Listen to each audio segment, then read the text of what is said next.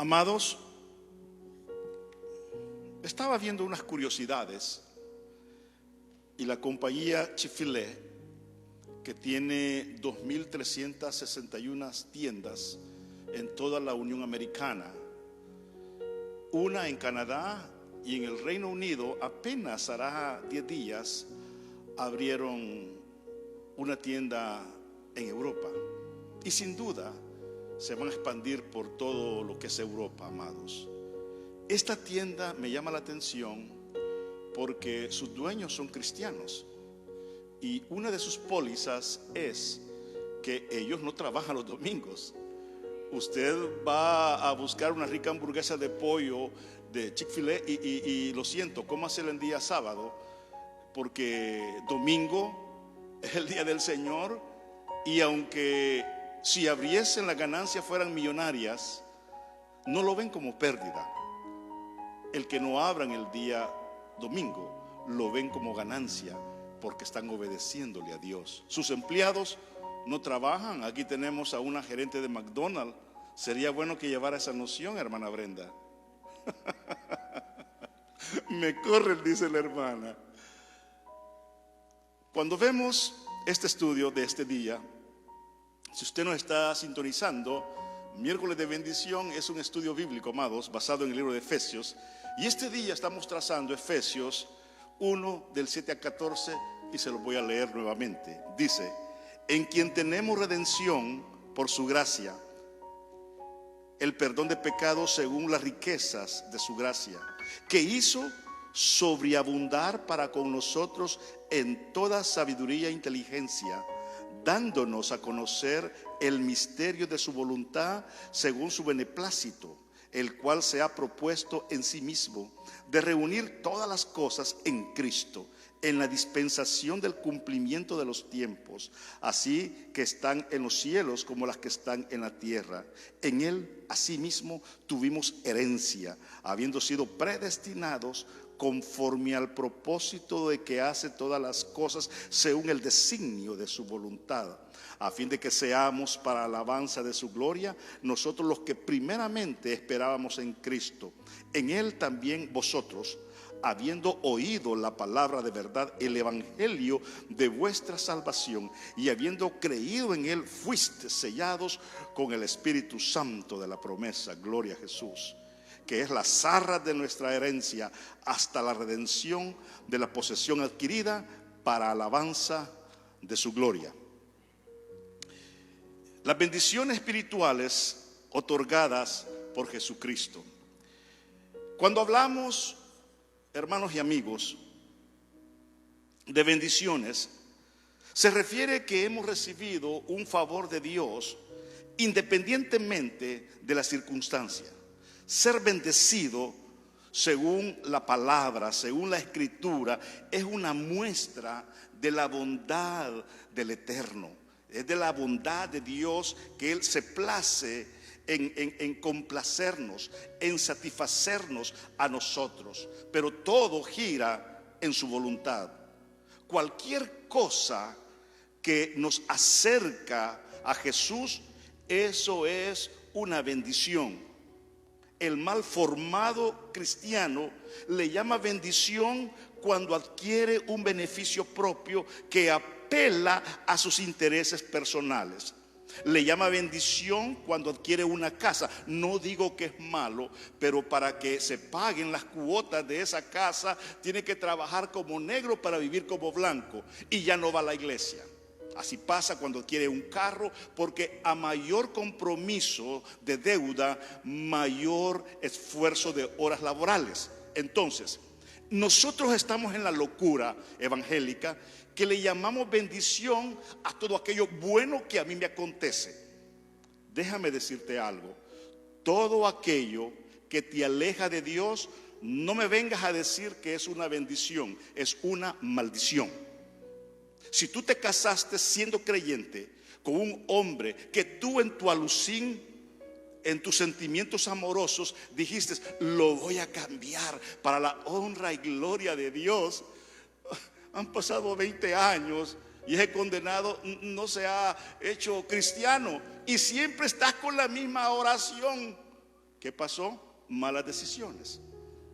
Entonces, hay cosas, amados, que no son una bendición, pero tú, en tu poco concepto, conocimiento de la palabra, le llamas bendición a todo aquello bueno que te acontece, y a lo que no te acontece bien le llamas maldición. No, todo lo que te acerca a Dios es bendición, y todo lo que te aleja de Dios es una maldición. Ahora, ¿cuáles son las bendiciones espirituales que hemos recibido por medio de nuestro Señor Jesucristo? Cuando vamos al capítulo 1, el versículo 7, nos da un trozo de esta verdad. Dice: en Él, en Cristo, tenemos redención mediante su sangre.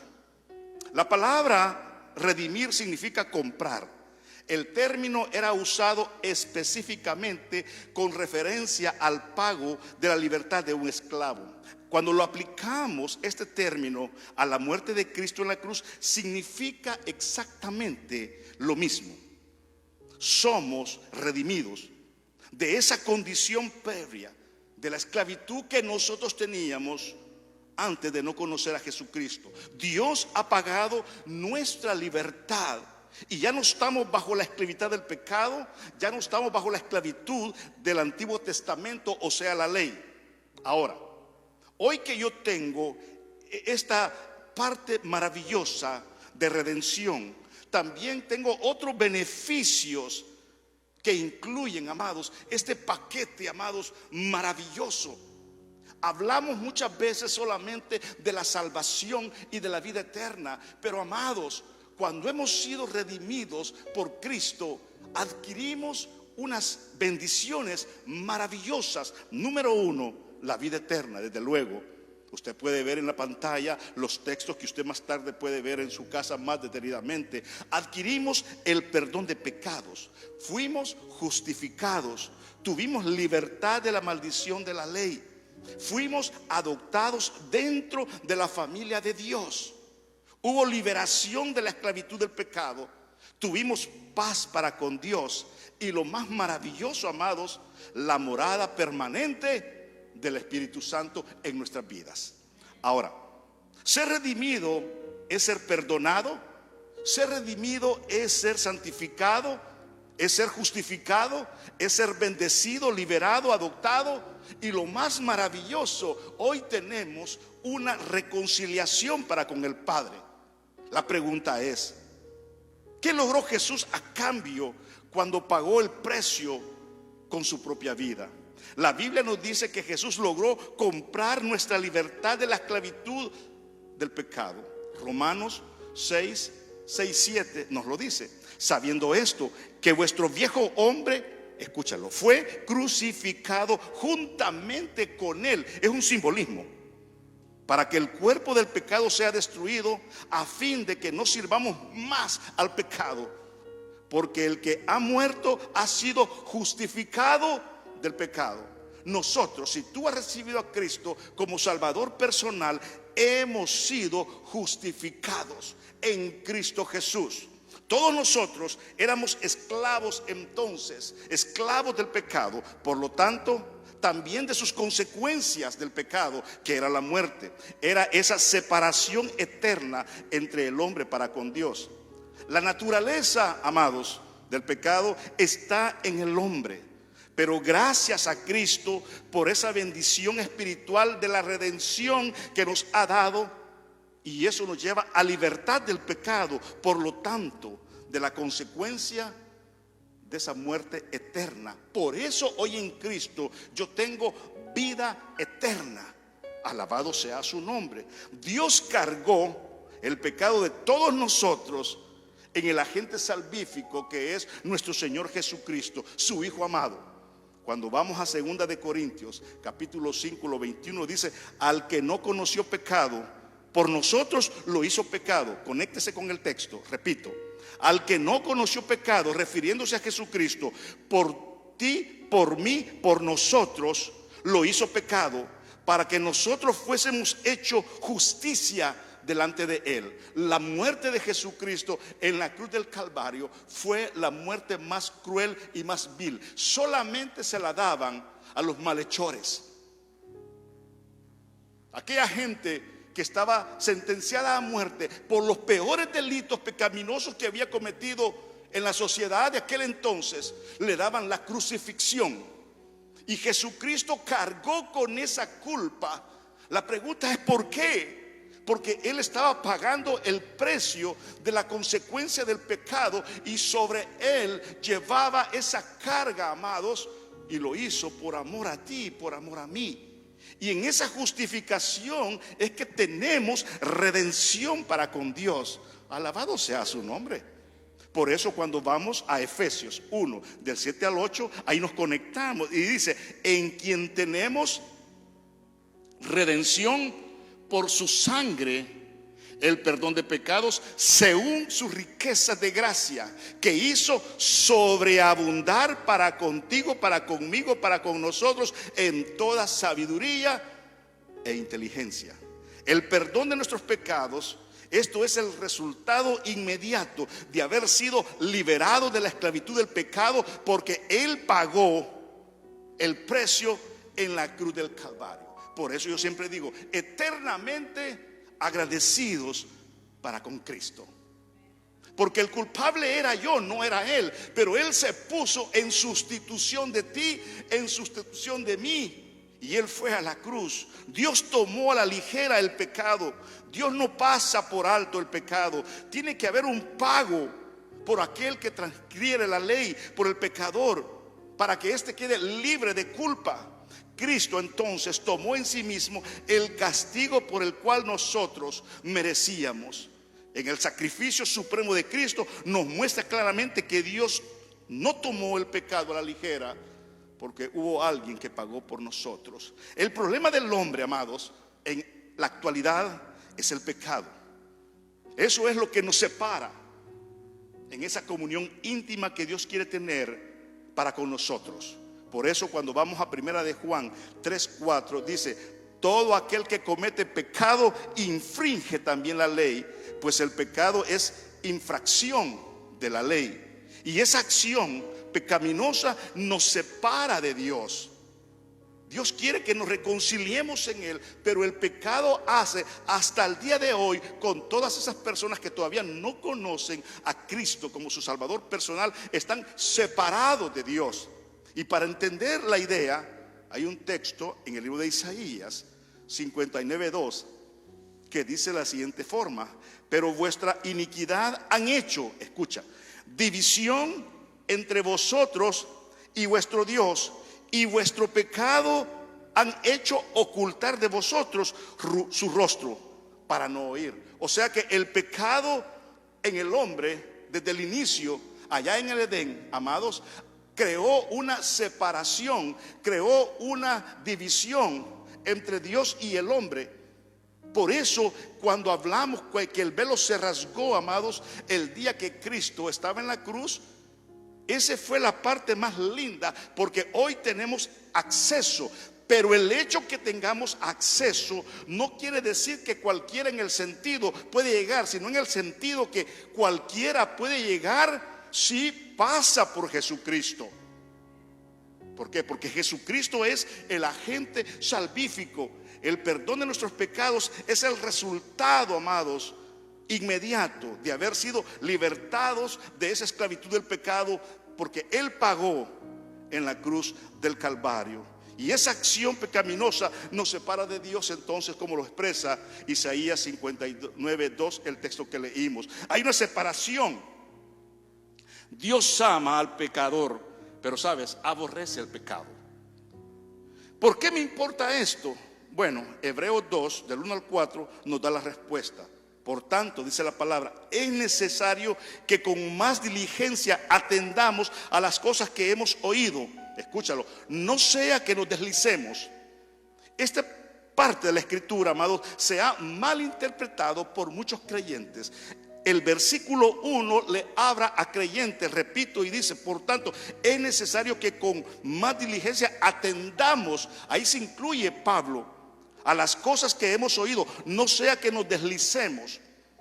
Una cosa es que te deslices, que te caigas, y una cosa es que no tengas compostura de eso que te has deslizado y que vayas y mueras y consecuencia tengas una vida condenada. Versículo 2: porque si la palabra dicha por medio de los ángeles fue firme, la palabra ángel acá no se refiere a ángeles celestiales, sino a portavoces, a mensajeros, al igual que condenota la palabra ángel en el libro de Apocalipsis, cuando Jesucristo habla a las 7 iglesias, le dice: escribe al ángel.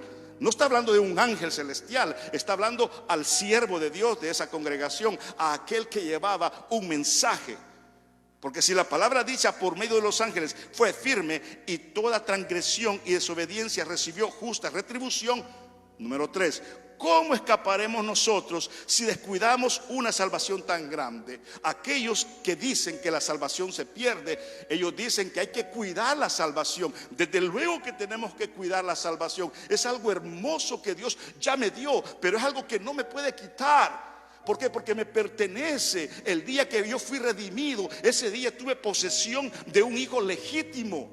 El creyente no pierde la salvación, pero sí aquel que nunca ha tenido la salvación, si descuida esto que anunciamos, esta buena noticia, amados, escúchalo bien, pueden perder su vida en condenación. Por eso dice el versículo 3: ¿cómo escaparemos nosotros si descuidamos una salvación tan grande, la cual, habiendo sido anunciada primeramente por el Señor, fue confirmada por los que oyeron, testificando Dios juntamente con ellos, con señales y prodigios y diversos milagros, y repartiendo del Espíritu Santo según su voluntad? Pero eso es que tenemos, amados, un acceso de paso a Cristo. Por eso cuando vamos a Juan 14:6 entendemos este texto hoy, que dice: Jesús le dijo: yo soy el camino, la verdad y la vida. Mira qué lindo. Nadie en esa división, en esa enemistad que hay entre el hombre con Dios, escúchalo bien, nadie viene al Padre si no es por mí. Y otra cosa te voy a decir, tal vez nunca lo habías escuchado, pero es una enemistad de muerte la que está entre el hombre para con Dios. De muerte. ¿Por qué de muerte? Porque de no pasar por Jesucristo, no importa don bueno, no importa quién sea, esa persona, si muere sin Cristo, no va a ser redimida, no va a ser justificada, porque no creyó en el anunciamiento del Hijo de Dios, que Él es lo verdadero. Por eso el puente, el bridge, la persona que une, el que reconcilia, es Jesucristo. Él dice: yo soy el camino, yo soy la verdad. Cristo dice: yo soy la vida. Y mira, nadie viene al Padre sino por mí. Podemos hablar tanto de este tema, amados, pero lo más importante es reconocer que solamente hay un agente salvífico, y ese es nuestro Señor Jesucristo. Buda no fue a la cruz, Mahoma no fue a la cruz, y muchos otros religiosos que han venido a visitar este mundo, buenos hombres por cierto, filósofos muy profundos, amados, Sócrates, Eurípides y tantas otras más, nunca ninguno de ellos, amados, dijo lo que Jesucristo mencionó. Ninguno de ellos dijo que ellos eran el camino. No, Señor, pero el Dios, el Rey de Reyes, el hombre que se incorporó en esta sociedad, ese Emanuel, Él dice: ¿saben qué? Yo soy el camino, la verdad y la vida. Y es determinante: nadie viene al Padre sino por mí. Usted que me está viendo, usted tiene el derecho de creer en lo que a usted le ronque la santa gana. Usted está en toda libertad de adorar a un palo de coco. Usted está en libertad inclusive de no creer en Dios. Usted tiene todo el derecho de pensar todo lo que usted quiera conforme a su riqueza de pensamiento. Pero una cosa sí es verdad: solamente hay un camino, y ese camino es nuestro Señor Jesucristo, más nada menos nada, porque es una verdad totalmente absoluta. Jesús entonces es un acceso. Jesús es el mediador. Esto es lindo. Por eso entendemos 1 Timoteo 2:5. Dice: porque hay un solo Dios. Mira qué lindo. Espero que este es un estudio bíblico. Así como hay un solo camino, hay un Solo Dios, dice 1 Timoteo 2:5, un solo mediador entre Dios y los hombres, Jesucristo hombre. No tenemos diferentes deidades, amados. No somos como el hinduismo, que tienen cientos y cientos y cientos de dioses. Nosotros solamente tenemos a un Dios verdadero, a Jehová de los ejércitos. Y adoramos a ese Dios, amados, porque Él es digno de recibir adoración. Él es digno de recibir alabanza, porque hay un solo Dios y hay un solo mediador entre Dios y el hombre, Jesucristo hombre. Hoy nos conectamos con lo mismo que dijo Jesucristo. No es que sean dos caminos, no, es que es el mismo camino. Dios y Jesús son la misma esencia. Dios, Jesús, Espíritu Santo son tres en uno. El que ha visto al Padre ha visto al Hijo. Jesucristo dice: yo soy el camino. Luego Timoteo, hablando de Dios, dice: porque hay un solo Dios y un solo mediador. Qué maravilloso, amados. El sacrificio de Jesús hace entonces un puente para con el hombre. Y sabes, ese puente un día tú y yo lo cruzamos. Hoy estamos al otro lado, ya estamos en la tierra prometida, esperando ese día glorioso cuando Cristo venga por su iglesia. Y si muero antes que Él venga, solamente espero la trompeta final para ser despertado y juntamente con los santos estar en la presencia de Dios. Eso es, amados, lo que estamos viendo, amados, que el sacrificio de Jesús hace un puente para con el hombre.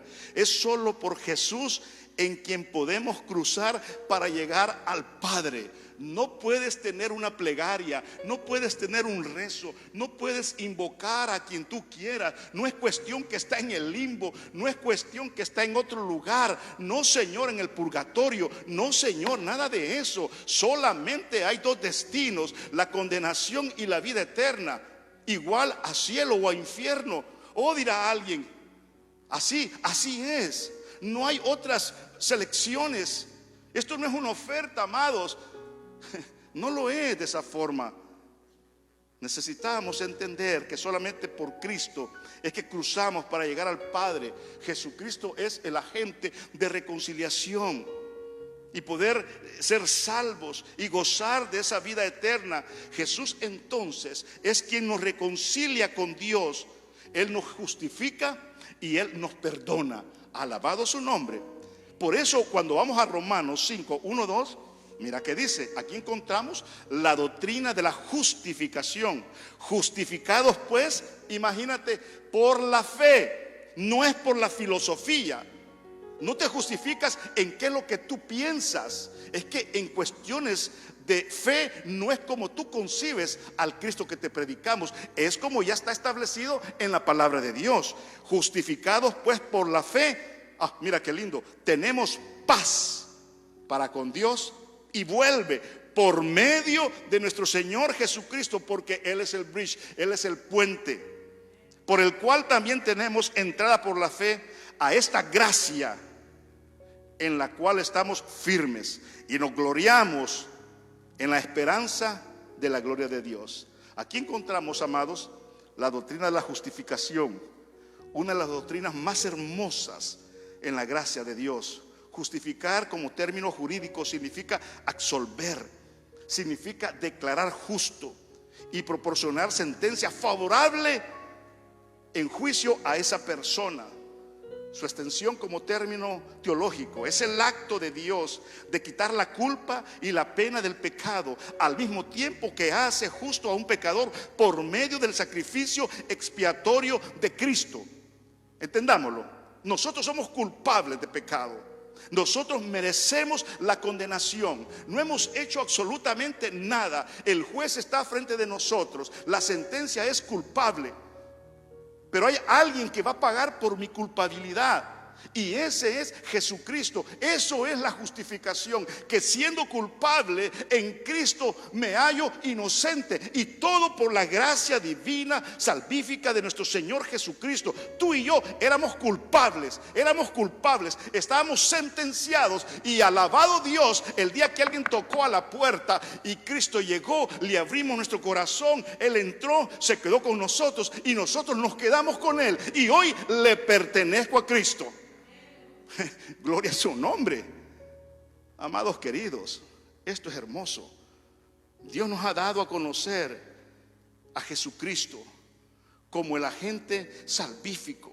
Por eso Efesios 1:8 dice que se sobreabundó en nosotros en toda sabiduría e inteligencia, descubriéndonos el misterio de su voluntad, según su beneplácito. La palabra beneplácito significa según su aprobación, que se había propuesto en sí mismo. Hoy nosotros, hoy que estamos ya al otro lado del Jordán, entendemos lo que antes no entendíamos. El hombre carnal no percibe las cosas que son del Espíritu. Por eso, recomendación: nunca te metas a debatir con un inconverso que te está llevando a contradicciones.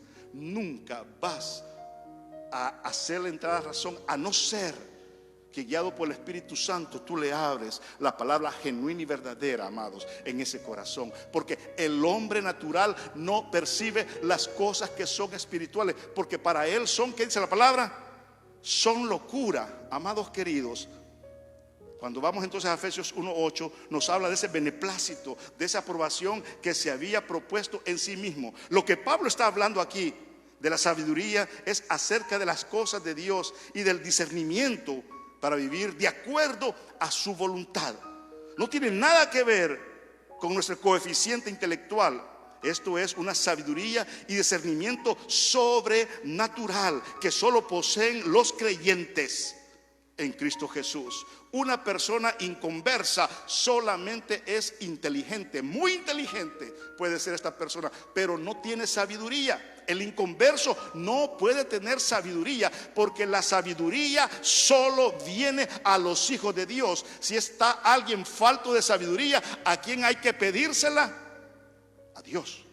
Y Él, dice la palabra, os dará abundantemente. Entonces, el inconverso puede ser muy capaz en el análisis filosófico, en cualquier ámbito académico, pero no es sabio. La sabiduría es solamente un atributo que nosotros, los hijos de Dios, tenemos. Si usted no es sabio, es por su culpa. Por eso las malas decisiones. Pero no es que usted no sea sabio. No, eche a trabajar la sabiduría, póngale inteligencia, póngale fe a todo eso, y las cosas van a marchar bien. Alabado su nombre. Entonces, amados, no es un coeficiente intelectual. Esto es una sabiduría y discernimiento sobrenatural que solo poseemos nosotros, los hijos de Dios. Porque Dios nos ha dado a conocer sus planes, sus propósitos para esta humanidad. Decir es que yo no sé, por eso usted necesita escudriñar la palabra de Dios. Por eso necesitamos ir a la palabra, leer, estudiar la palabra, porque en la comunidad evangélica cristiana tenemos muchos analfabetos bíblicos y siempre andan diciendo lo mismo, y lo poco que aprendieron a muchos, hasta eso se les está olvidando. ¡Qué tremendo! Entonces, ¿cuáles son los propósitos? ¿Cuáles son los planes, amados de Dios? Bueno, Efesios 1:10 nos dice de reunir todas las cosas en Cristo en la dispensación del cumplimiento de los tiempos, así las que están en los cielos, mira lo que dice la palabra, como los que están en la tierra. Dios, amados, ha dado a conocer que un día su Hijo Jesucristo reinará sobre la tierra. Esto ya lo hemos estudiado con ustedes. Eso se conoce como el milenio. Nosotros somos milenistas, creemos en un milenio literal. Ahí va a reinar Jesucristo juntamente con ¿quién? Con su iglesia. No nos está hablando de una salvación universal, que es la creencia que al final todo mundo será salvo, porque Dios es bueno y Dios no puede condenar a nadie. Y realmente están diciendo algo cierto: Dios no condena a nadie. El hombre se condena por sí mismo. Dios te presenta las dos alternativas: vida eterna y condenación. Así que cuando alguien dice, es que fulano de tal, ¿sabes qué? Dios no es tan malo para condenar a nadie. Correctamente está diciendo la verdad. Dios no condena a nadie. El hombre se condena por sí mismo. Dios nos ha dado a conocer entonces que un día su Hijo Jesucristo reinará. Lo que estamos hablando sobre la tierra, que es el milenio, no nos está hablando de una salvación universal. No, Señor. Por eso cuando vamos a Filipenses capítulo 2, versículo 9 al 11, mira lo que dice: por lo cual Dios también le exaltó hasta lo sumo y le dio un nombre que es sobre todo nombre. Mira qué glorioso esto: para que en el nombre de Jesús se doble toda rodilla de los que están en los cielos, en la tierra y debajo de la tierra, y toda lengua confiese que Jesucristo es el Señor, para gloria de Dios Padre. ¿Por qué? Porque Él es Dios. Jesucristo es Dios. Pisoteamos la creencia de los testigos de Jehová que Jesucristo es un ser creado. No, Señor. Jesucristo no es un ser creado. Jesucristo es Emmanuel, el gran yo soy. Es Dios Jesucristo, amados. Qué gran bendición espiritual que Dios nos ha concedido conocer y nos ha capacitado para entender sus propósitos divinos, amados. Esto no es una dirección en la cual no sabemos cómo llegar, amado querido. Lo único que necesitas hacer es escudriñar la palabra de Dios. Y la palabra de Dios es entendible y es para todas las edades. Cuando vamos a Efesios 1:11 nos dice algo bien interesante.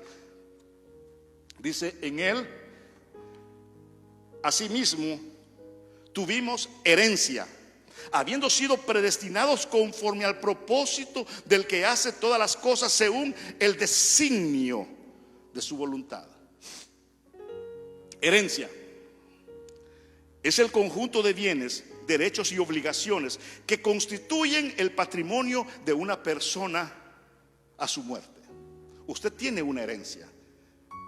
Ayer estaba conversando con mi esposa y yo le preguntaba a ella, ¿sabes? Yo le decía a ella: si a mí me pasara esto, esto y lo otro, aquí está esto y esto.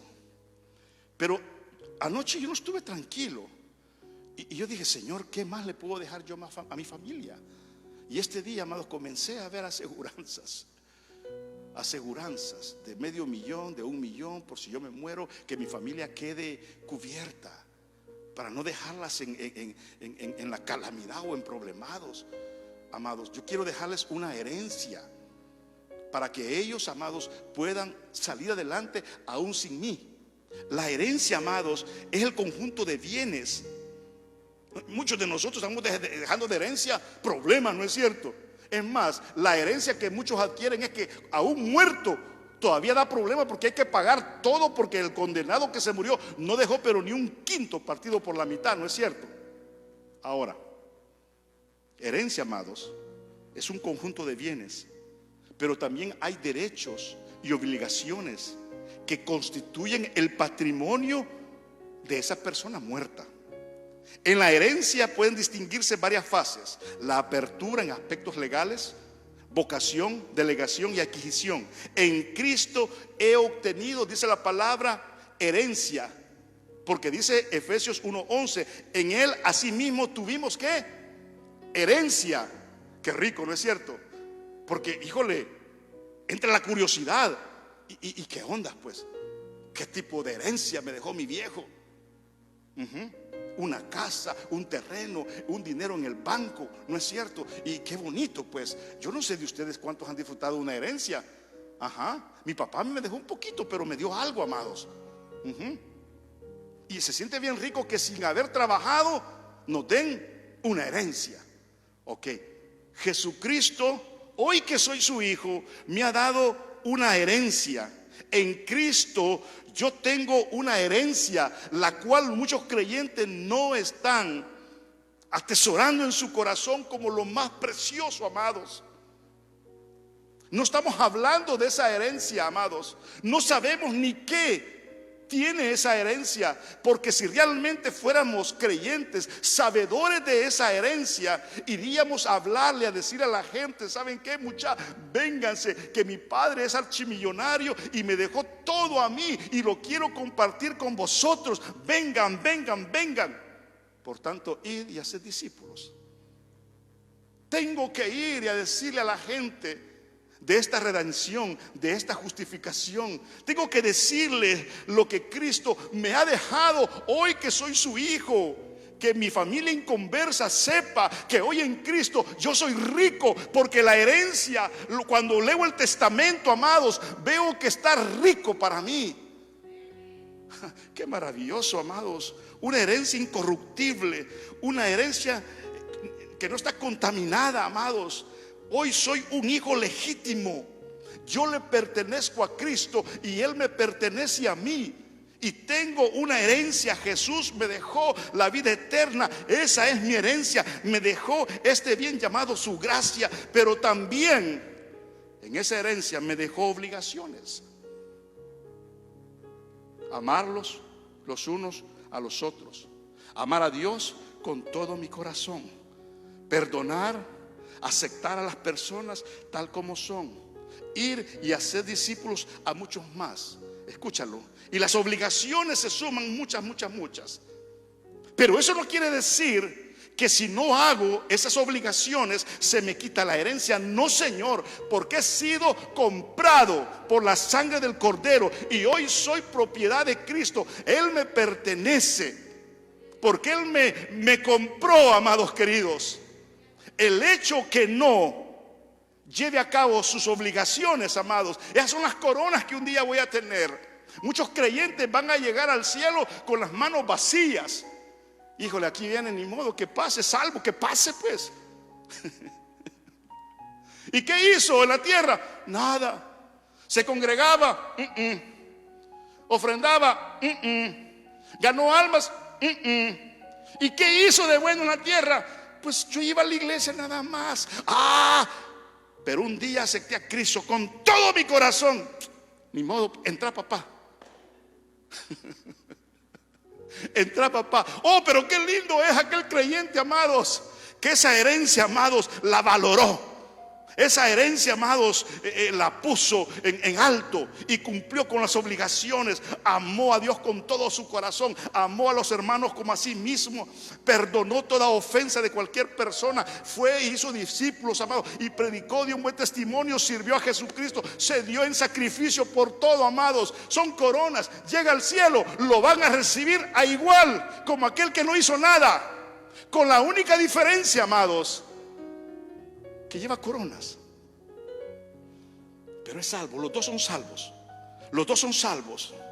Fuimos hechos herederos. Fuimos escogidos con herencia de Dios. Somos hijos adoptivos. Somos iguales, herederos. Esta herencia, tú no tienes, Jesse, tú no tienes más herencia que la que yo tengo. Marixa, la misma herencia, mamita. Lo mismo. No es cuestión que el pastor, porque es pastor, tiene un cachito más. El Señor le va a dar más, una mansión con vista al mar de cristal. No, Señor. Tu herencia y la mía es la misma. Es como el amor. Dios no te va a amar más mañana.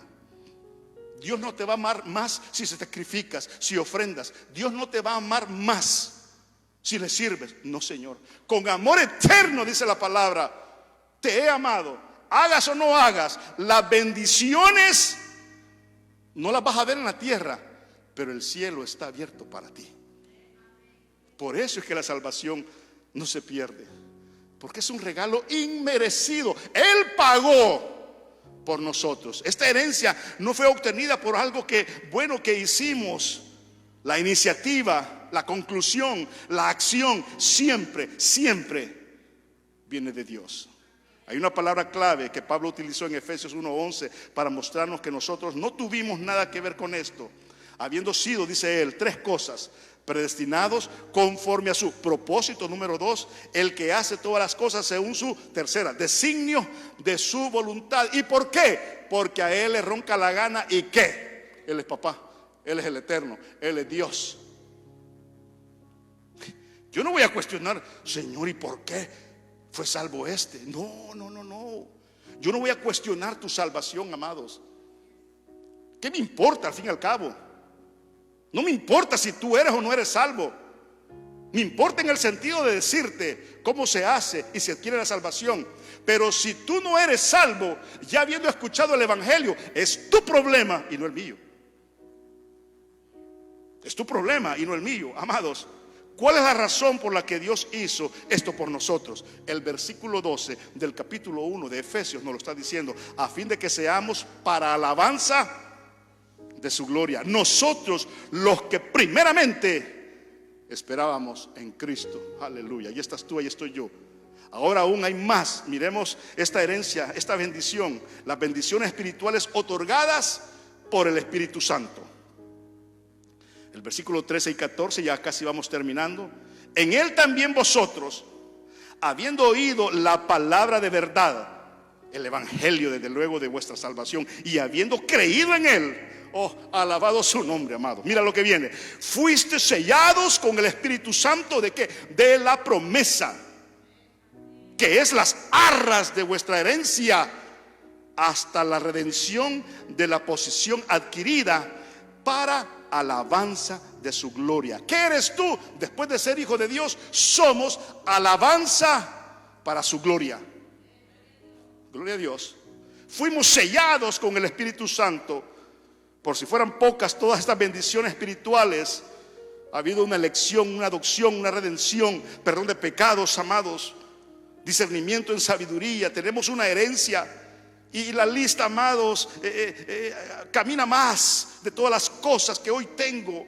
Y lo más lindo y maravilloso, amados, y la presencia de Cristo mismo, tengo al Espíritu Santo viviendo en mi interior. ¿Por qué razón nos ha dado el Espíritu Santo? 14, que nos es dado como arras de vuestra herencia, con miras a la redención de la posesión adquirida de Dios, vuelve para alabanza de su gloria. La palabra arras, vas a aprender algo bien hermoso esta noche. Ya no lo ocupamos en nuestro lenguaje común, pero esta palabra arras significa enganche, o sea, la primera cuota, que es lo que asegura esa compra. El Espíritu Santo solo es la primera cuota de todo lo que Él nos va a dar después. No hay mejor regalo que el Espíritu Santo, amados, porque es Cristo mismo en la vida de nosotros. Nos sella como propiedad absoluta de Él. No es un sello que lo podemos quitar. Por eso, amados, decir la salvación se pierde es una teología obsoleta, sacada de una hermenéutica mal entendible. La salvación no se pierde cuando es genuina en la vida de un hijo de Dios. Si tú has aceptado a Cristo en tu corazón y fue genuina, amado querido, tú has sido sellado con el Espíritu Santo, más nada menos nada, y le perteneces a Cristo. Eres propiedad de Él. Él dio el enganche. Por eso dice que se nos ha dado como arras. Lo más importante está al principio. El Espíritu Santo es lo primero, amado, la primer cuota que llega como señalamiento que le pertenezco a Dios. Por eso Lucas 11:13 lo entendemos. Dice: pues si vosotros, siendo malos, sabéis dar buenas dádivas a vuestros hijos, ¿cuánto más vuestro Padre Celestial dará el Espíritu Santo a los que se lo pidan? El Espíritu Santo nos fue dado en gran parte para asegurar y perseverar en nuestra salvación eterna. La Biblia, amados, no solamente nos enseña de la salvación que los creyentes tenemos en esa aseguranza, amados, como hijos que somos, sino que también nos enseña que hoy estamos garantizados, que nuestra salvación no es por obras, es por haber confesado en fe a nuestro Señor Jesucristo. Hoy yo estoy sellado, amados queridos, y le pertenezco al Señor. Soy propiedad de Dios. Aleluya. Esa es la garantía de que recibiremos nuestra herencia. O sea, amados queridos, el que no está sellado no es salvo. No es salvo. No es salvo. porque el sello es la presencia del Espíritu Santo, quien me acompaña. Escucha lo que te voy a decir. Este es un estudio bíblico. El Espíritu Santo solamente me funciona mientras tengo aliento de vida en este mundo. Cuando yo muero, no muere el Espíritu Santo, me acompaña hasta mi último suspiro. Y cuando despierte, amados, en la presencia de Dios, estoy en el pleroma del Dios eterno. En la gloria no necesitamos al Espíritu Santo, porque el pleroma, la presencia del Padre, amado, tenemos un absoluto en nosotros, amados queridos. Eso es maravilloso. Entonces, amados, ¿qué es lo que esta verdad me provoca en mi vida? Como creyente que soy en Cristo Jesús, Pablo me menciona que soy alabanza de su gloria. Una alabanza que no tiene que estar cerrada. Aquí no es cuestión de aleluya, gloria a Dios. No, amado, no estamos hablando de esa alabanza. Tú eres una alabanza viva. Viva. Tu vida, tu testimonio, con tu familia, donde trabajas, lo que haces, cómo lo haces, tu sacrificio, tu entrega. Todo eso es alabanza. Aquí no estoy hablando de alabaré, alabaré, alabaré. Ay, qué bonito canta la hermana. No, amados, no estoy hablando de eso. Tú eres alabanza para su gloria. Una alabanza vigente, una alabanza fresca, una alabanza, amados, que luce donde quiera que está. Somos luz en medio de la oscuridad, porque somos alabanza. Alabanza.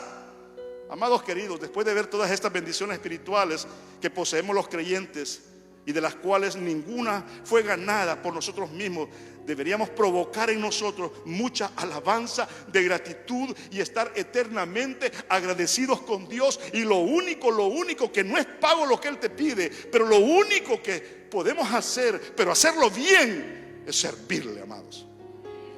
Eso es todo. Eso es todo. Cabalmente, nunca te podré pagar, Señor. Usted no está diciendo nada con esa oración, porque realmente nunca le podemos pagar lo que Él hizo en la cruz del Calvario por nosotros. Pero si algo usted quiere hacer, sírvale, sírvale incondicionalmente, sacrifíquese por Él. Venga a la casa de Dios, congréguese, sea fiel en su iglesia. En estos momentos es cuando más necesitas venir a la casa de Dios y decirle a tu pastor, a cualquier siervo pastor, ¿cómo podemos seguir caminando? ¿Cómo podemos hacer que la iglesia florezca más? Hoy más que nunca, amados, necesito sacar esa gratitud de mi corazón. ¿Cómo debemos demostrar esta gratitud? Necesitamos, amados, poder ver a otros a tu alrededor y ver evidencias claras de que somos verdaderamente hijos de Dios. Que vean otros nuestro crecimiento en santidad y cada vez acercarnos a la imagen de Cristo. Es de esperarse, amados, que después de todas estas bendiciones espirituales que hemos recibido de parte de Dios Padre, Dios Hijo y Dios Espíritu Santo, no nos volvamos a quejar acerca de las cosas sin importancia, amados. Acuérdese de algo bien importante. Dios nunca nos ha garantizado bendiciones físicas o materiales. Esa es una falsa enseñanza. Pero sí Dios nos ha dado a todos los creyentes ricas y abundantes bendiciones espirituales en Cristo Jesús. Dios te bendiga, amado querido. Y continuamos el próximo miércoles. A mí esto me emociona y déjame decirte que aprendo tanto de la palabra y fortalece mi corazón en saber que siempre lo mejor en cuestiones espirituales está por venir.